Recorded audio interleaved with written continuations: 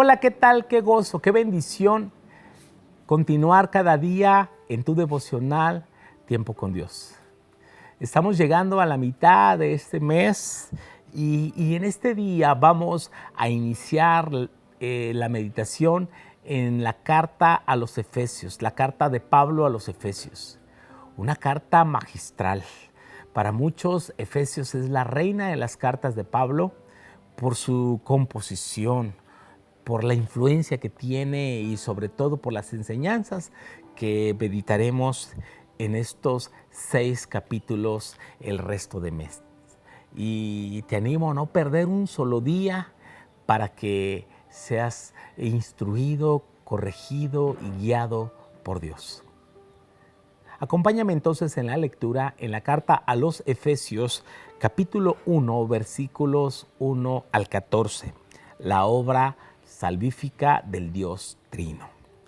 Pablo, apóstol de Jesucristo por la voluntad de Dios, a los santos y fieles en Cristo Jesús que están en Éfeso. Gracia y paz a vosotros de Dios nuestro Padre y del Señor Jesucristo. Bendito sea el Dios y Padre de nuestro Señor Jesucristo, que nos bendijo con toda bendición espiritual en los lugares celestiales en Cristo, según nos escogió en Él antes de la fundación del mundo, para que fuésemos santos y sin mancha delante de Él. En amor, habiéndonos predestinado para ser adoptados hijos suyos por medio de Jesucristo, según el puro afecto de su voluntad, para alabanza de la gloria de su gracia, con la cual nos hizo aceptos en el amado, en quien tenemos redención por su sangre, el perdón de pecados, según las riquezas de su gracia, que hizo sobreabundar para con nosotros con toda sabiduría e inteligencia, dándonos a conocer el misterio de su voluntad, según el beneplácito, el cual se había propuesto en sí mismo, de reunir todas las cosas en Cristo, en la dispensación del cumplimiento de los tiempos, así las que están en los cielos como las que están en la tierra. En Él, asimismo, tuvimos herencia, habiendo sido predestinados conforme al propósito del que hace todas las cosas según el designio de su voluntad, a fin de que seamos para alabanza de su gloria, nosotros los que primeramente esperábamos en Cristo.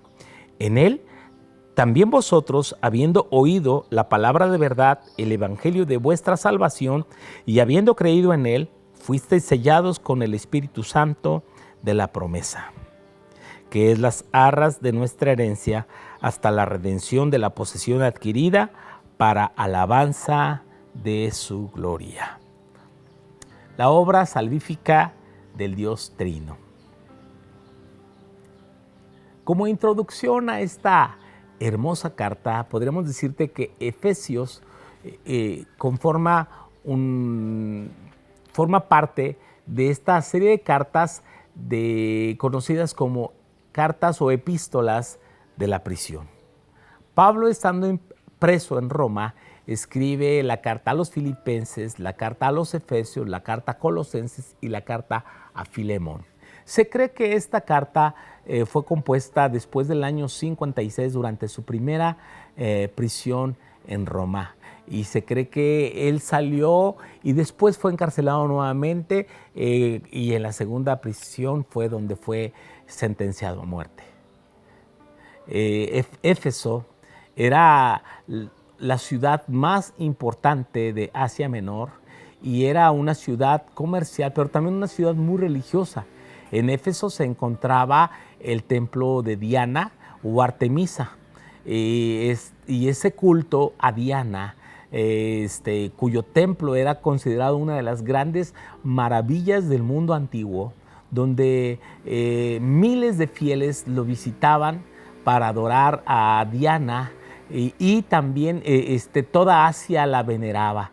Esta diosa, ¿verdad? Era en ese culto que estaba lleno también de promiscuidad y de sexualidad, donde 1000 sacerdotisas prostitutas servían en el templo. Así que era una ciudad entregada a la idolatría, entregada al comercio, pero también entregada a la inmoralidad. Y es allí donde Dios lleva a Pablo por primera vez en Éfeso, abriéndole gran puerta, y fue el lugar donde más tiempo Pablo estuvo cerca de 3 años con 6 meses, convirtiendo a Éfeso como un centro de operaciones para llenar el evangelio de toda Asia.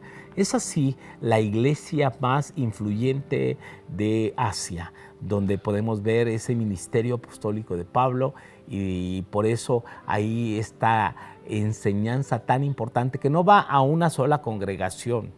Cuando pensamos en las iglesias, como la iglesia de Galacia, la iglesia de Éfeso, la iglesia de Macedonia, no es una congregación, es una comunidad de creyentes en una región que se cree. En este caso, Éfeso sobrepasaban los 50,000 creyentes en la época de Pablo. De ahí el temor de los plateros como Demetrio, que registrado ese alboroto en Hechos 19, porque ellos temían que su negocio venía a ser desacreditado por la enseñanza paulina y la enseñanza del cristianismo, que enseña que no son dioses los que se hacen con las manos. Y por supuesto que no, porque adoramos a un Dios vivo y verdadero. Pablo se presenta como apóstol. Apóstol significa enviado de Dios por la voluntad de Dios, y se les llama santos y fieles en Cristo. Santos porque han sido apartados para Dios, y fieles porque es por la gracia de Dios que nos puede ayudar a permanecer firmes. La gracia y la paz son atributos de Dios y son regalos de Dios. La gracia es el don inmerecido de Dios, y la paz resultado de recibir la gracia y el perdón y la aceptación por medio de nuestro Señor Jesucristo. Pablo empieza exaltando a Dios y Padre de nuestro Señor Jesucristo, que nos ha bendecido con toda bendición espiritual. ¿Cuáles son de esas bendiciones que ya Dios nos dio? No nos dará, nos dio. Primero dice que nos escogió desde antes de la fundación del mundo. Tú y yo no somos una improvisación de Dios. Tú y yo somos algo planeado, escogido desde antes que el mundo fuera. Dios ya te había escogido, sí, para vivir santos y sin mancha delante de Dios. Así que en amor nos predestinó para ser adoptados hijos suyos. Sí, somos adoptados. La adopción es una doctrina maravillosa, donde aquellos que vivíamos lejos del corazón de Dios, y como lo va a mencionar en el capítulo 2, que vivíamos sin pacto, sin promesas, ajenos a la vida de Dios, hemos sido adoptados para ser hijos suyos por medio de Cristo. Y sabes, todo eso fue por el puro afecto de su voluntad. ¿Qué significa? Que simplemente a Dios le plació, a Dios le dio la gana, porque Él nos miró con misericordia. Y todo eso hemos sido adoptados para que vivamos para alabanza de su gloria. Otra traducción, ¿sabes qué dice? Es que vivamos para su placer, para hacer una canción que Él quiere oír una y otra vez. Es increíble que en el versículo 6, en el versículo 12 y en el verso 14 repite la misma frase: para alabanza de su gloria. Y cuando es una repetición continua en un mismo capítulo, significa el énfasis que quiere darle el Señor a ese propósito. Tú y yo no fuimos hechos para el pecado. Tú y yo no fuimos hechos para la inmoralidad. Fuimos hechos y salvos para la alabanza y la gloria de Dios. Por eso